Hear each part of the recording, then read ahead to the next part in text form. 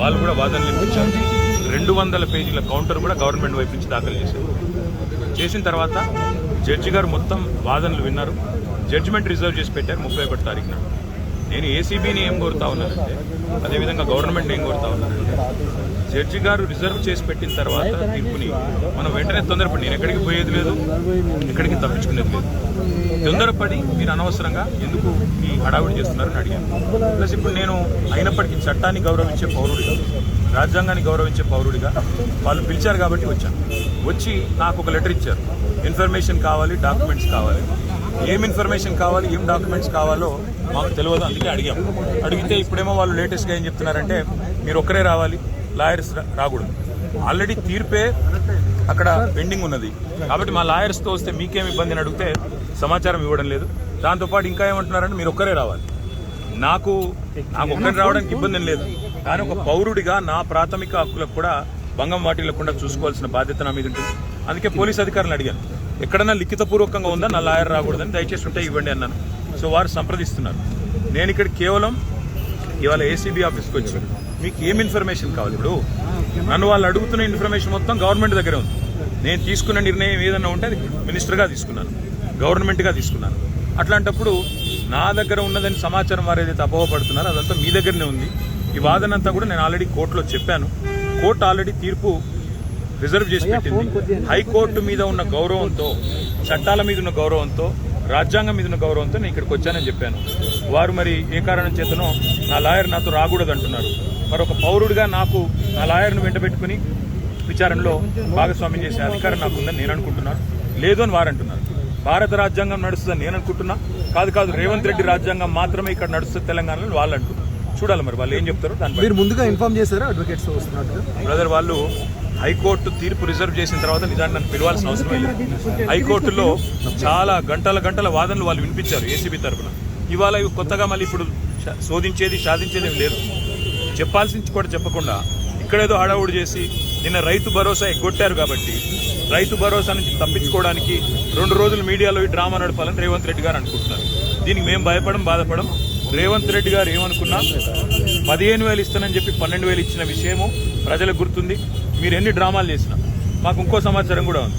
నేను ఇక్కడికి రాగానే కావాలని కేటీఆర్ ఇంటి మీద రైడ్స్ అని చెప్పి అక్కడ రైడ్లు చేయించాలని ఆలోచన చేస్తా ఉన్నాను. పర్వాలేదు, ఇవన్నీ డ్రామాలు మాకు తెలుసు.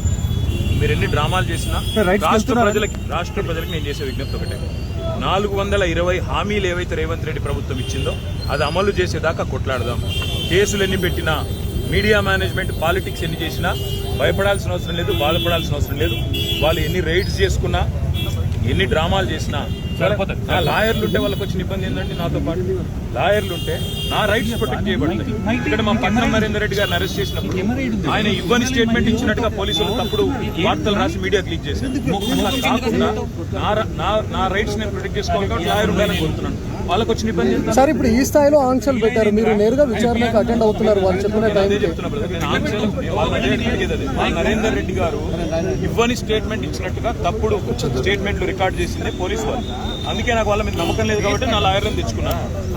ఇప్పుడు మా ఇంటి మీద రైడ్స్ రైడ్స్ చేస్తుంటే నాకు తెలిసి ఏం చేయబోతుంది, రైడ్స్ చేసి అవసరమైతే కొన్ని ఇంప్లాంట్ చేసి కొన్ని లేనిపోని సృష్టించి అందులో ప్లాంట్ చేసి దాని మీద కేసు బనాయించాలని వీళ్ళ చిల్లర ప్రయత్నం. నేను చిట్టినాయుడు గారికి చెప్పేది ఒకటే, ఇవన్నీ డ్రామాలు చేసినా, ఎన్ని కథలు పడ్డా, ఎన్ని అక్రమ కేసులు పెట్టినా, నువ్వు రైతు భరోసా ఎగ్గొట్టింది ప్రజలకు తెలుసు, నువ్వు మాట తప్పింది తెలుసు, 420 హామీలు ఎత్తగొట్టింది ప్రజలకు అర్థమైంది. నువ్వెన్ని చేసుకున్నా తప్పకుండా నేను వదిలిపెట్టాం. ప్రజాక్షేత్రంలో తప్పకుండా మా హక్కుల కోసం కొట్లాడు. ఇవాళ నేను అడిగేది ఏంటంటే, మొన్న నరేందర్ రెడ్డికి జరిగింది, వాళ్ళ నాకు జరగదని గ్యారంటీ ఏంది? నరేందర్ రెడ్డి ఈయన స్టేట్మెంట్ ఇచ్చినట్టు, కన్ఫెషన్ ఇచ్చినట్టు, అనవసరంగా నా పేరు చెప్పినట్టు లేనిపోయిన పుకార్లు వీళ్ళే సృష్టించిన పోలీసులు మీడియాకు లీక్లు ఇచ్చారు. ఇలా నాకు కూడా అట్లే చేస్తారనేది నా డౌట్. రెండవది ఇవాళ నేను మళ్ళీ చెప్తున్నా, నేను ఇక్కడ రాగానే నా ఇంటి మీద రైడ్ చేయాలని చెప్పి వాళ్ళు ప్లాన్ చేసుకున్నారు. తప్పకుండా నా ఇంటి మీద రైడ్ చేస్తే కూడా అందులో ఏమని ఇరికిచ్చి, రేవంత్ రెడ్డి గారు ఇచ్చిన 2 చిట్టీలు, అవసరమైతే ఇంకో 2 ఏమైనా సృష్టించి అని ఇరికిచ్చి కావాలని బదనాం చేయాలన్న చిల్లర ప్రయత్నం వాళ్ళు చేస్తున్నారు. నా హక్కుల కోసం తప్పకుండా నేను కొట్లాడతాను. న్యాయవాదుల సమక్షంలో ఎంక్వైరీ చేయాలని కోరుతున్నాను. తప్పే ఉంది. చాలాసేపటి నుంచి వెయిట్ చేస్తున్నారు, ఇంకెంతసేపు వెయిట్ చేస్తారు? ఏమని చెప్తున్నారు? 5 నిమిషాలు చూసిన తర్వాత మరి పోలీసులు సహకరించకపోతే నా దారి నేను అంటే ఇప్పటివరకు అయితే ఏం చెప్పట్లేదు పోలీసు వాళ్ళు. మరి లిఖితపూర్వకంగా ఏం చేయట్లేదు, కానీ వాళ్ళు ఫోన్లు వాళ్ళు ఏదో మాట్లాడుతున్నారు పైకి. రేవంత్ రెడ్డికి మాట్లాడుతున్నారో, మరి ఇంకా డీజీపీకి మాట్లాడుతున్నారో, ఎవరికి మాట్లాడుతున్నారో తెలియదు. వాళ్ళు ఏం చెప్తారో దాన్ని బట్టి నా తదుపరి సార్ ఇప్పుడు అడ్వకేట్స్ ని అనుమతి లేదు అనేది అయితే నిబంధన లేదు కదా సార్. అడ్వకేట్స్ అనుమతి లేదు అనేది తప్పు. మొన్న పట్నం నరేందర్ రెడ్డి మీద ఏ కుట్ర అయితే వీళ్ళు చేసిండ్రో, ఆయన ఈయని స్టేట్మెంట్ ఇచ్చినట్టు పోలీసు వాళ్ళు ఏదైతే దొంగ స్టేట్మెంట్ సృష్టించి ఆయనను నన్ను బద్నాం చేసే ప్రయత్నం చేసిండ్రో అది జరగకూడదన్నదే నా తాపత్రయం. అందుకే లాయర్ ఉండాలని నేను కోరుతున్నా. లాయర్ ఉంటే వాళ్ళకి అభ్యంతరం ఏందో నాకు అర్థమైతే లేదు. ఏమైనా కానూన్ ఉందా చూపెట్టు, కాగితం చూపెట్టు కాగితం చూపెట్టు. సార్ మీరు క్వశ్చన్ చేస్తే ఏం చెప్తున్నారు సార్? అడ్వకేట్స్ తీసుకొని వెళ్తాను కానీ మా ఇష్టం ఇది. ఇక్కడ భారత రాజ్యాంగం లేదు, అంబేద్కర్ రాసిన రాజ్యాంగం లేదు, అనుమల రేవంత్ రెడ్డి రాసిన రాజ్యాంగం ఉంది. మా ఇష్టం, మా జాగిరి అంటారు. ఏం చేయాలి సార్? ఉద్దేశపూర్వకంగానే మిమ్మల్ని ఇక్కడ డైవర్ట్ చేసి ఇంటి వైపు రైడ్కి వెళ్ళారు. ఇంటి మీద ఇప్పుడు రైడ్కి వెళ్ళడానికి ప్రయత్నం చేస్తున్నారు. వాళ్ళు రైడ్ చేసి కూడా మన ప్లాంట్ చేస్తారనేది నా అనుమానము. తప్పకుండా చట్టపరంగా న్యాయపరంగానే పర్లేదు. ఆల్రెడీ తీర్పు రిజర్వ్ అయ్యి ఉంది. అయినా ఈ డ్రామా చేయాల్సిన అవసరం ఏముందో పోలీసులకి తెలుసు. ఈవెన్ ఫామ్ హౌస్ కేసులో కూడా ఇంటి దగ్గరకు వచ్చి ఎలాంటి అనుమతులు లేకుండా దగ్గరికి వచ్చి డ్రామా చేసి అక్కడ ప్లాంట్ చేసి రేవంత్ రెడ్డి ఇచ్చిన కొన్ని ఆడ పత్రాలు పెట్టి లేదా ఇంకోటి పెట్టి కేసులు పెట్టి ఇరికేయాలనేది వాళ్ళ తాపత్రయం. అన్నింటినీ కూడా న్యాయపరంగా ఎదుర్కొంటాం. Next 15-20 minutes. ఎస్, మీరు ఒక మాజీ మంత్రి ఇలా రోడ్డు మీద కాకుండా కనీసం లోపలికి పిలిచైనా చెప్పాల్సిన వాళ్ళ విఘ్నత, అది రేవంత్ రెడ్డి గారి యొక్క విఘ్నత, వారి యొక్క తెలివితేటలు. నేను సహకరించడానికి ఇక్కడికి వస్తే నన్ను కనీసం లాయర్ కావాలని నేను కోరుతందుకు కారణం ఒకటే.